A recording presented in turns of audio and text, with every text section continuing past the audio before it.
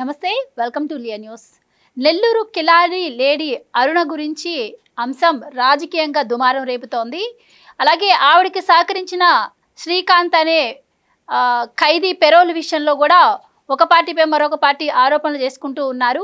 మరి అరుణను అన్యాయంగా అరెస్ట్ చేశారని చెప్పి వైసీపీ అంటుంది. అలాగే మరి శ్రీకాంత్ పెరోల్ విషయంలో కూడా టీడీపీ ఎమ్మెల్యేల హస్తం ఉందని చెప్పి వైసీపీ ఆరోపిస్తోంది. సో మరి దీనికి సంబంధించి కోటంరెడ్డి శ్రీధర్ రెడ్డి గారు కూడా ఈరోజు వివరణ ఇవ్వడం జరిగింది. సో ఈ ఆరోపణలు ప్రత్యారోపణలో వాస్తవం ఎంత, ఇదిలా ఉంటే మరి అరుణ గారు బయటకు వచ్చి నన్ను అన్యాయంగా అరెస్ట్ చేశారు అన్నారు. అలాగే మరి నా వల్ల సహాయం పొందిన వారు ఇప్పుడు నోరు మెదపట్లేదు అని చెప్పి ఆవిడ కూడా ఒక స్మూత్గా వార్నింగ్ ఇచ్చే ప్రయత్నం అయితే చేశారు. సో ఆ వార్న్ ఆవిడ ఎవరి కోసం చేశారు, మరి ఆ శ్రీకాంత్ అనే విషయంలో కావచ్చు, వ్యక్తి విషయంలో కావచ్చు, అరుణ విషయంలో కావచ్చు, ఎవరి ప్రమేయం ఉండే అవకాశం ఉంది, ఇలాంటి విషయాలు తెలుసుకుందాం. మనతో పాటు ఉన్నారు ప్రముఖ ఆర్థిక, రాజకీయ, సామాజిక విశ్లేషకులు కొత్త రవీంద్రబాబు గారు. నమస్కారం అండి. నమస్తే సార్. ఈ నెల్లూరు కిలాడి లేడీ అరుణ అంశం ఇప్పుడు బాగా రెండు రాష్ట్రాల్లో హాట్ టాపిక్గా మారిందండి. ముఖ్యంగా శ్రీకాంత్ అనే వ్యక్తి జైల్లో ఉండి ఇంత రాజకీయం చేయడం పట్ల ప్రజల్లో కూడా ఒక రకమైన ఒక అపనమ్మకం కలుగుతుంది. ఏంటిది అసలు, ఏ రాజకీయ పార్టీలు రావడం వీళ్ళ మధ్యలో అని చెప్పి. సో ఎలా చూడొచ్చు అంటారు ఇందిట్లో, అంటే ఏ పార్టీ ఆరోపణలు నిజమంటారు, ఏం జరిగిందంటారు? ఆంధ్రప్రదేశ్ రాష్ట్రంలో వైఎస్ఆర్ కాంగ్రెస్ పార్టీ పరిపాలించిన 5 సంవత్సరాల కాలంలో విధ్వంసం, అరాచకం, అక్రమాలు, అన్యాయాలు, దౌర్జన్యాలు, సెటిల్మెంట్స్ చేసే వాళ్ళని ప్రోత్సహించింది. అందులో భాగంగానే ఈ అరుణ ప్లస్ శ్రీకాంత్ ఈ రౌడీ షీటర్ని పెంచి పోషించి ఈ స్థాయికి తీసుకొచ్చింది. ఇది వాస్తవం. ఇందులో ఏం జరిగింది, ఆరోపణలు ప్రత్యారోపణలు మీరు అన్నారు కదా, ఏ పార్టీకి ఇందులో లింక్స్ ఉన్నాయి. ఒక సాధారణ మహిళ అసాధారణ స్థాయికి వచ్చి సచివాలయం లెవెల్ నుంచి చక్రం తిప్పే స్థాయికి రావటానికి కారణం ఎవరు అనేది మనం పార్టీలకు అతీతంగా విశ్లేషణ చేసే ప్రయత్నం చేద్దాం. నెల్లూరు డాను, కిలాలి లేడీ, రకరకాల పేర్లు చెప్తా ఉన్నారు ఈ అరుణ అన్న మహిళ గురించి. సరే, ఆమె వ్యక్తిగత జీవితం జోలి మనం వెళ్ళకూడదు, అది వేరే విషయం. అయినప్పటికీ ఇష్యూ పబ్లిక్లోకి వచ్చింది కాబట్టి ఆమె చెప్పిన విషయాల్ని ఆధారంగా చేసుకొని మనం విశ్లేషణ చేసే ప్రయత్నం చేద్దాం. ఇప్పుడు ఒక సాధారణ మహిళ అరుణ అనే ఆమె వెలుగు అనే ఒక ప్రాజెక్ట్లో చిన్న స్థాయి ఎంప్లాయీగా జీవితాన్ని స్టార్ట్ చేసిన ఒక ఇల్లిటరేట్, నిరక్షరాస్యులు, చదువుకాల. మరి ఈరోజు కరడుగట్టిన నేరస్తుడితోటి ప్రేమాయణం నడిపి అతను జైల్లో జీవిత ఖైదు అనుభవిస్తుంటే ఆయనతో ప్రేమాయణం ఎలా సాధ్యం అంటే, ఈమె ఫ్రీక్వెంట్గా జైలుకి వెళ్ళి ఆయనతో గడిపింది. ఎప్పుడు వైఎస్ఆర్ కాంగ్రెస్ పార్టీ అధికారంలో ఉన్నప్పుడు.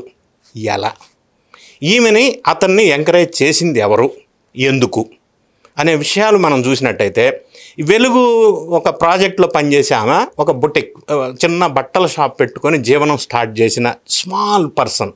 తర్వాత ఏం చేసింది, ఈ దందా మొదలుపెట్టింది. దందా మొదలు పెట్టాలంటే ఒక రౌడీ షీటర్ లాంటి వ్యక్తికి సపోర్ట్ అవసరం. ఇతను కరడుగట్టిన జీవిత ఖైదు అనుభవిస్తున్నటువంటి నెల్లూరు సెంట్రల్ జైల్లో ఉన్నాడు.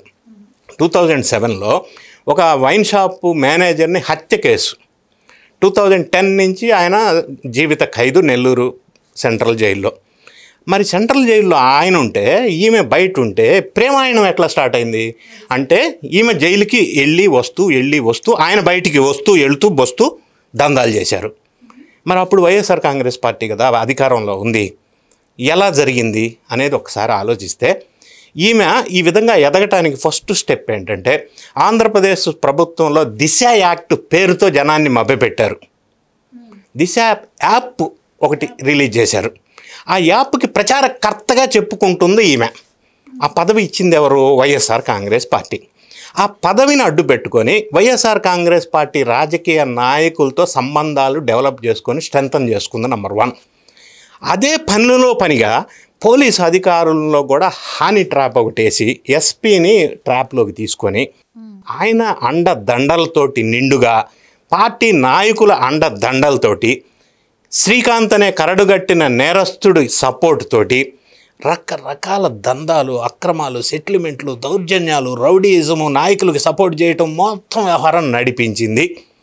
అప్పట్లో వాళ్లతో దిగిన ఫోటోలన్నీ ఇప్పుడు వైరల్గా వస్తూ ఉన్నాయి. రెండో అంశం, ఆమె చెప్పిన అంశం, ఆమె ఒక 12 లక్షల రూపాయలు వైఎస్ఆర్ కాంగ్రెస్ పార్టీ మాజీ మంత్రి కొడుక్కిచ్చింది. మోసం చేశాడని చెప్తా ఉంది.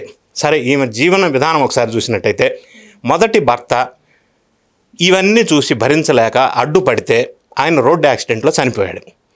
చనిపోతే అది ఎంక్వైరీ చేస్తున్న ఒక ఎస్పీని ఈమె ట్రాన్స్ఫర్ చేయించింది. సో భర్తని ఈమె చంపిందని ఒక నింద ఉంది, నంబర్ 1. తర్వాత ఇంకొక అతను ఈమెను మోసం చేశాడు. మోసం చేయటం వల్ల వాళ్ళకు ఒక అబ్బాయి పుట్టాడు, ఇప్పుడు 7 సంవత్సరాల వయసు. ఆ అబ్బాయికి తండ్రి శ్రీకాంత్ కాకపోయినా శ్రీకాంత్ అని చెప్పి అతన్ని పెంచుతుంది ఆమె చెప్పిన మాట. రెండో అంశం, ఈమె మీద ఇప్పటికీ 2 ఎఫ్ఐఆర్లు కేసులు నమోదయ్యి ఉన్నాయి. ఇప్పుడు అరెస్టు కాబడింది. హైదరాబాద్ వస్తామంటే నాటకీయ పక్కీలో టోల్గేట్ దగ్గర పట్టుకొని అరెస్ట్ చేశారు. ఆ సందర్భంగా డిక్కీలో కూర్చొని సెల్ఫీ వీడియో ఒకటి రిలీజ్ చేశారు. అందులో ఈమె ఆరోపిస్తున్న ఇంకొక అంశం ఏంటంటే, ఇప్పటివరకు మా సపోర్టు మద్దతు తీసుకున్న వాళ్ళు ఇప్పుడు మాకు ఎందుకు సపోర్ట్ చేయరు, వాళ్ళ సంగతి తేలుస్తానే అని అంటుంది. అంటే వైఎస్ఆర్ కాంగ్రెస్ పార్టీలో ఎవరో మద్దతు తీసుకున్నారు వీళ్ళది. అప్పట్లో అధికారంలో ఉన్నప్పుడు రాజకీయ నాయకులు వీళ్ళని అండదండలతోటి అక్రమాలు అన్యాయాలు చేపించుకున్నారు. ఒక అంశం. 2010 నుంచి జైలు జీవితం గడుపుతున్న కరడుగట్టిన జీవిత ఖైదీ 2014 నుంచి 2018 వరకు తప్పించుకొని బయటకు వచ్చాడు. వచ్చి ఆ 4 సంవత్సరాలు ఈమెతో కలిసి రకరకాల కార్యక్రమాలు చేసుకున్నారు. ఒక అంశం. రెండో అంశం, వైఎస్ఆర్ కాంగ్రెస్ పార్టీ అధికారంలో ఉన్నప్పుడు 27 జనవరి 2024న 30 డేస్ పేరోల్లో బయటకు వచ్చాడు. 2014 నుంచి 19 వరకు. అప్పుడు మరి టీడీపీనే కదా అధికారంలో ఉంది, మరి అప్పుడు ఆయన బయటికి తప్పించుకున్నాడు. బయటికి రావడం కాదు, తప్పించుకున్నాడు. పరారీ బయటికి రాలేదు, పేరోల్ కాదు అది, పరారీలో వచ్చాడు. తర్వాత 27 జనవరి 2025లో 30 డేస్ పేరోల్ మీద బయటకు వచ్చాడు. వైఎస్ఆర్ కాంగ్రెస్ పార్టీ దండ ఆశీస్సులతోటి. 30 డేస్ తర్వాత మళ్ళీ ఇంకో 15 డేస్ ఎక్స్టెన్షన్ కూడా ఇచ్చారు, 45 డేస్. సరే, మళ్ళీ బ్యాక్ వచ్చేశారు. ఈమె ఫ్రీక్వెంట్గా ఈ సోకాళ్ళు దిశ పేరుతో, యాప్ పేరుతో జైలు లోపలికి వెళ్ళి అధికారులను మేనేజ్ చేసి ఆయనతోటి కనెక్టివిటీ ఏర్పాటు చేసుకొని లోపలుండి బయట దందాలు చేసింది ఈమె. ఆయన లోపల ఆదేశించడం, ఈమె బయట ఇంప్లిమెంట్ చేయటం. ఇది ఎవరికి ఉపయోగపడింది? వైఎస్ఆర్ కాంగ్రెస్ పార్టీ నాయకులకి, అప్పుడు పరిపాలించిన ఎమ్మెల్యేలకి, ఎంపీలకి, మంత్రులకి సహాయం పడింది. ఇటువంటి సెటిల్మెంట్ ద్వారా వాళ్ళు లబ్ధి పొందారు. దీన్ని అడ్డు పెట్టుకొని బ్యూరోక్రాట్స్, ఆఫీసర్స్ని హనీ ట్రాప్ చేసింది. ఎస్పీతో గోవా ట్రిప్పులు. సరే, రకరకాల అంశాలు ఇప్పుడిప్పుడే వెలుగులోకి వస్తున్నాయి. ఇవన్నీ పక్కన పెడితే ఒక సాధారణ మహిళ అసాధారణ స్థాయికి అని నేను అన్నాను ఇందాక. హ్యావింగ్ సెడ్ దిస్, ఈమె ఏ స్థాయికి వచ్చిందంటే సుళ్ళూరుపేట నియోజకవర్గంలో వైఎస్ఆర్ కాంగ్రెస్ పార్టీ టిక్కెట్ ఆశించింది. ఎలక్షన్లో ప్రచారం చేసి పెద్ద ఎత్తున టిక్కెట్ ఆశించి భంగపడింది. అయితే అంతటితో ఆగకుండా స్వతంత్ర అభ్యర్థిగా కాంటెస్ట్ చేస్తే ఇండిపెండెంట్ క్యాండిడేట్గా డైమండ్ గుర్తుతో పోటీ చేసింది. బ్యాలెట్ పేపర్లో 6 సీరియల్ నంబర్. ఈమెకి 594 ఓట్లు వచ్చినాయి. ఈమె ఎలక్షన్ అఫిడవిట్ 2024 నేను స్టడీ చేశాను. అందులో ఈమె ప్రస్తావించిన అంశాలు ఏంటంటే, ఫైనాన్షియల్ స్టేటస్ 2.5 lakhs కెనరా బ్యాంక్లో లోన్ ఉంది, 25 lakhs బ్యాంక్ అకౌంట్లో అమౌంట్ ఉంది. మిగతా కాలమ్స్ అన్నీ కూడా నిల్ నిల్ నిల్ నిల్ నిల్ నిల్ అని పెట్టింది. అంటే ఎక్కడ అసెట్స్ లేవు, చరాస్తులు లేవు, కమర్షియల్ ప్రాపర్టీస్ లేవు, ల్యాండ్స్ లేవు, అన్ని నిల్ అని పెట్టింది. అందులోనే 2 ఎఫ్ఐఆర్ కేసులు ఉన్నట్టుగా ఆమె డిక్లేర్ చేసింది. తర్వాత ఇంకేం డిక్లేర్ చేసిందంటే, నేను చదువు క్వాలిఫికేషన్ దగ్గర ఇల్లిటరేట్ అని ఆమె డిక్లేర్ చేసింది. అటువంటి స్థాయికి ఎదిగిన ఈ మహిళ ఎవరి అండదండలతో ఎదిగింది అనేది నా క్వశ్చన్. ఇంకొక క్వశ్చన్, ఇప్పుడు మీరు అన్నారు ఇంట్రోలో చెప్తూ, తెలుగుదేశం పార్టీకి సంబంధించిన ఎమ్మెల్యేల వల్ల ఆయన పేరోల్లో బయటకు వచ్చాడని. తెలుగుదేశం పార్టీ ఎమ్మెల్యేల దగ్గరికి చాలామంది లెటర్స్ కోసం వెళ్తూ ఉంటారు. కొంతమంది ఓవర్లుక్లో, కొంతమంది రికమెండేషను, కొంతమంది చూసి చూడనట్టు. అటువంటి సందర్భాల్లో కొన్ని లెటర్స్ కొంతమందికి ఇస్తుంటారు. ఈ కోటమిరెడ్డి శ్రీధర్ రెడ్డి, సునీల్ అనే 2 ఎమ్మెల్యేలు లెటర్లు ఇచ్చారు పేరోలకి, రికమెండేషన్. కానీ వాటిని రిజెక్ట్ చేస్తూ, యాక్సెప్ట్ చేయకుండా హోమ్ మినిస్ట్రీ పేషీ నుంచి డేటెడ్ 16th జూలై 2025లో వీళ్ళు ఒక లెటర్ ఇచ్చారు. మీ రికమెండేషన్ మేము యాక్సెప్ట్ చేయట్లేదు, చెయ్యమని. సో కంక్లూజన్ ఏంటంటే, టీడీపీ ఎమ్మెల్యే లెటర్ వల్ల ఈయన బయటకు వచ్చాడనేది అవాస్తవం. ఈమె నెక్స్ట్ పాయింట్, మొన్న లేటెస్ట్గా హోమ్ మినిస్టర్ అనిత గారు ప్రెస్ మీట్లో మాట్లాడుతూ 4 days బ్యాక్ ఈమె ఒక సిఐకి ఫోన్ చేసింది, బెదిరింపు కాల్. నేను హోమ్ మినిస్టర్ పేషీ నుంచి మాట్లాడుతున్నానని బెదిరింపు కాల్ చేసింది. అంతే, ఎంత ధైర్యం ఉంటే ఆ మాట మాట్లాడగలిగి బెదిరింపులు ఇప్పటికీ పాల్పడుతుంది అంటే గవర్నమెంట్ అఫీషియల్స్ కొంత అండదండలు ఏముకున్నాయి. నంబర్ 1. ఈ పెరోల్ రావడానికి కూడా కారణం గవర్నమెంట్ అఫీషియల్స్ని సెక్రటేరియట్లో మేనేజ్ చేసి చక్రం తిప్పే స్థాయి ఉంది కాబట్టి పెరోల్ తీసుకొని బయటికి రాగలిగింది. పెరోల్ వచ్చిన తర్వాత ఒక 1 వీక్లోనే గవర్నమెంట్ రియలైజ్ అయింది ఏబిఎన్ ఆంధ్రజ్యోతి ప్రచారం తీసుకురావటం వల్ల. ఫస్ట్ అసలు ఇష్యూ అక్కడ స్టార్ట్ అయింది. ఎప్పుడైతే ఏబిఎన్ ఆంధ్రజ్యోతి వెలుగులోకి తీసుకొచ్చిందో వీళ్ళు 1 వీక్ లోపల మళ్ళీ పెరోల్ క్యాన్సిల్ చేసేసి వీడిని మళ్ళీ బ్యాక్ తీసుకొచ్చి జైల్లో పెట్టారు.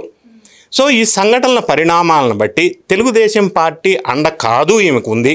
ఈ స్థాయికి రావడానికి కారణం వైఎస్ఆర్ కాంగ్రెస్ పార్టీ పాలనలో వాళ్ళ సహాయ సహకారాలు ఆశీస్సులతో. అంటే అప్పట్లో చెవిరెడ్డి సంజీవులైన ఎమ్మెల్యేలు ఈయనకి పెరోల్ ఇచ్చారు, వాళ్ళు కూడా లెటర్స్ ఇచ్చారు అని చెప్పి వీళ్ళు ఆరోపణలు చేస్తున్నారు. అప్పట్లో ఇచ్చారు, కానీ ఇప్పుడు టీడీపీ వాళ్ళు ఇచ్చిన లెటర్ వల్ల ఈయనకి పెరోల్ రాలేదు. Rejected, it was rejected by the peshi. అది ఒక అతను జాయింట్ సెక్రటరీ అన్న అతను ఒక లెటర్ ఇచ్చాడు పెరోల్ రిజెక్టెడ్ అని, వీళ్ళు రికమెండేషన్. కాబట్టి ఈమె తిప్పిన చక్రం అధికారులతోటి ఇన్ఫ్లుయెన్స్ చేసి పెరోల్ తీసుకురాగలిగింది, ఆ స్థాయికి తీసుకొచ్చింది వైఎస్ఆర్ కాంగ్రెస్ పార్టీ. మరి ఇటువంటి నేర చరిత్ర కలిగినటువంటి వ్యక్తుల్ని పెంచి పోషించింది వైఎస్ఆర్ కాంగ్రెస్ పార్టీ. ఈ స్థాయికి తీసుకొచ్చింది వాళ్లే. ఈరోజు ఈ పరిస్థితికి కారణం వాళ్లే. శ్రీకాంత్ చేత కరడుగట్టిన నేరస్తుడి చేత అనేక అక్రమాలు అన్యాయాలు చేసి లబ్ధి పొందింది ఎవరు? ఆ పార్టీకి చెందిన వాళ్ళు. ఆమె భాషలోనే ఆమె మాటలోనే మనకు అర్థమవుతా ఉంది. సో ఇంత జరిగిన తర్వాత ఈరోజు హోమ్ మినిస్టర్ని లేకపోతే టీడీపీ ఎమ్మెల్యేలను అది రాజకీయ విమర్శలు చేస్తున్నారు తప్ప అసలు విషయం వీళ్ళు పెంచి పోషించిన చెట్టు వృక్షమై వాళ్ళనే కాటేసే స్థాయికి వచ్చింది అనేది మనకు అర్థమవుతా ఉంది. పైన ఆరోపణల మీద ఆరోపణలు వస్తున్నాయి, కేసుల మీద కేసులు పడుతున్నాయి. మరి ఇలాంటి టైంలో కూడా ఆవిడ నోరు విప్పి చెప్పాల్సిన అవసరం లేదంటారా? మరి పార్టీలో ఆరోపణలు చేసుకుంటే నిజాలు ఆవిడకి తెలుసు కదా. కాబట్టే అది విచారణ చేసి వెలుగులోకి తేవాలి. కాబట్టే ఈమె హైదరాబాద్ వెళ్తా ఉంటే టోల్ గేట్ దగ్గర అదుపులోకి తీసుకున్నారు. తీసుకున్న తర్వాత విచారణకి మళ్ళీ మెజిస్ట్రేషన్ ముందు పెట్టారు, ప్రొసీజర్ ఫాలో అయ్యారు. ఇప్పుడు ఇది జరిగిన తర్వాత ఇంకా విజయవాడకి చెందిన ఒక అతను, నెల్లూరుకి చెందిన ఒక అతను, ఇంకో ప్రాంతానికి చెందిన ఒక అతను ఈమె పైసలు తీసుకొని మోసం చేసిందని కొంతమంది మళ్ళీ కేసులు పెట్టడానికి వచ్చారు. ఇంకా ఎంతమంది వస్తారో మనం వేచి చూడాలా. ఇంకొకటి, ఈమె అన్నట్టుగా అప్పట్లో పని చేయించుకొని ఉన్నాళ్ళు సపోర్ట్ చేయట్లేదు అంటుంది కదా, వాళ్ళు ఎవరనేది వెలుగులోకి రావాలి. ఈమె ఎవరి ద్వారా ఈ కార్యక్రమం సక్సెస్ఫుల్గా పేరోల్లో కరడుగట్టిన నేరస్తుని తీసుకొచ్చింది అనేది ఒకటి. రెండోది, అది సైన్ చేసింది ఎవరు, రికమెండ్ చేసింది ఎవరు, ఆర్డర్ జీవో నంబర్ 1326 పేరోల్కి రిలీజ్ చేసింది ఎవరు, ఇవన్నీ కూడా మనకి ఇంకా పూర్తి స్థాయిలో విచారణ జరుగుతుంది. కాబట్టి విచారణ జరిగిన తర్వాత వెలుగులోకి వచ్చే అవకాశం ఉంది. ఇప్పుడు కంక్లూజన్గా నేనేమంటా అంటే ఎన్డీఏ ప్రభుత్వం తెలుగుదేశం పార్టీకి ఒక క్రెడిబిలిటీ ఉంది. నేరస్తులకి ఇక్కడ స్థావే లేదని చెప్పి ఆయన చెప్తా ఉన్నారు. కాబట్టి ఇటువంటి సంఘటనలు జరగటం వల్ల అల్టిమేట్గా వైఎస్ఆర్ కాంగ్రెస్ పార్టీ ఎన్డీఏ కూటమిని బ్లేమ్ చేసే కార్యక్రమం చేస్తుంది. కాబట్టి ఈ అంశాల మీద ప్రభుత్వం వాళ్ళు కూడా సీరియస్గా దర్యాప్తు చేపిస్తున్నారు. కాబట్టి ఇంకా వెలుగులోకి వచ్చిన తర్వాత మనకి తేట తెల్లంగా అర్థమవుతుంది దీని వెనక ఎవరున్నారనే విషయం. అంటే ఇప్పుడు ఈ శ్రీకాంత్ అనే వ్యక్తిని నెల్లూరు నుంచి విశాఖ జైలుకు తరలిస్తున్నారు భద్రతా కారణాల దృష్ట్యా అని. ఎందుకంటారా? ఆయనకి ఏమైనా ప్రాణహాని ఉండే అవకాశం ఏమైనా ఉంటుందంటారా? ప్రాణహాని క్వశ్చన్ కాదు. అక్కడ క్వశ్చన్ ఏంటంటే ఈయన ఆ ప్రాంతంలో ఆ ఏరియాలో ఇన్ని సంవత్సరాలు ఉండి నేర సామ్రాజ్యాన్ని ఎస్టాబ్లిష్ చేసుకొని అక్కడుండి లోపలుండి ఆపరేట్ చేస్తున్నాడు. కాబట్టి ఇటువంటివి జరగకుండా ఉండాలంటే జైలు స్థావరాన్ని మార్చాల్సిన అవసరం ఉంది అనేది ఒకటి. రెండోది ఏంటంటే ఆ లోకల్గా ఉన్న గ్రిప్పో పెద్దల సపోర్ట్ వల్ల అక్కడ ఉంటే లోపల నుండి కూడా బయట మళ్ళీ కార్యక్రమాలు జరిగే అవకాశం ఉంది. ఎందుకంటే వైఎస్ఆర్ కాంగ్రెస్ పార్టీ నాయకులు పోషిస్తున్నారు కాబట్టి. అందుకని ఇందులో అవాయిడ్ చేయడంలో భాగంగా వీళ్ళు తగిన చర్యలు తీసుకున్నారని మనం చెప్పవచ్చు. Thank you so much. Thank you. Please subscribe to Leo news for more videos.